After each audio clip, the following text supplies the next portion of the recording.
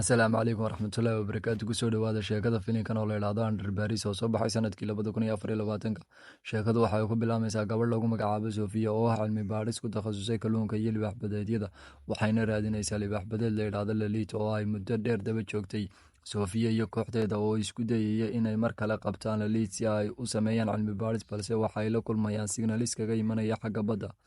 waxayna durtaba fahmayaan in Lilith sababtu tahay, laakiin waxa aad uga yaabiyey waxa ay tahay libaax badeedkan inay hore u cabireen, kaas oo ahaa 2.5 mitir, haddana uu gaadhay 7.5 mitir isagoo aan waxna ka baqayn.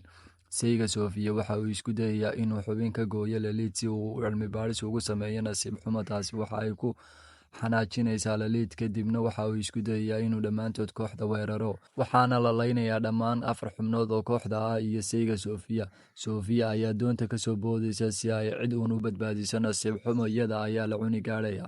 3 sano kadib, Sofia oo ka badbaaday xasuuqi ayaa ka tagtay cilmi baadhistii libaaxyada, waxayna hadda ka shaqaysaa Aquarium oo ah meel lagu soo bandhigo noolayaasha badda. Mika oo ah xagjir ku dhaqma badbaadada noolaha badda waxa u imaanaysaa Sofia iyadoo sheegaysa in Latina lagu arkay webiga Paris. Sofia ma rumaysanayso in libaax badeedku ku noolaan karo biyaha macaan, sidaa darteed way iska dhaga tiraysaa. Si kasta ahaatee, waxaa dhacaya weeraro argagax badan oo ka dhacaya webiga, taasoo laga helayo meydad kala bar la cunay. Boolisku waxay ogaanayaan in Latina dhab ahaantii soo gashay webiga. Sofia ayaa ku qasbanaanaysa inay ka qayb qaadato qorshaha lagu qabanayo Latina. Dhanka kale, Mika waxay isku dayaysaa inay libaaxa badbaadiso iyadoo aaminaysa inaysan khatar ku ahayn bini'aadamka xilli ay isku dhaceen booliska iyo kooxaha ilaalinta duurjoogta.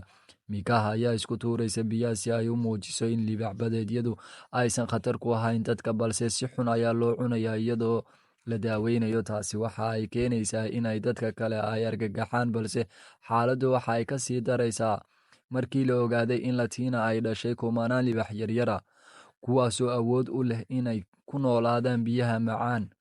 Ugu dambeyntii, xilli ay tartan dabaal lagu qabanayay webiga, Latina iyo libaaxyadeedu waxay weerareen dadka iyagoo dabaalanaya biyaha webiga.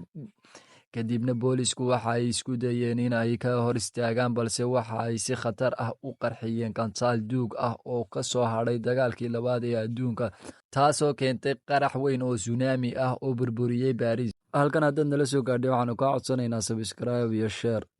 Filimku waxa uu ku dhammaanayaa iyadoo ay nool yihiin askarigii iyo Sofia, sidoo kalena ay nool yihiin dhammaan libaaxyadii, lagana qabo cabsi weyn in ay ku faafaan magaalada iyo adduunkaba.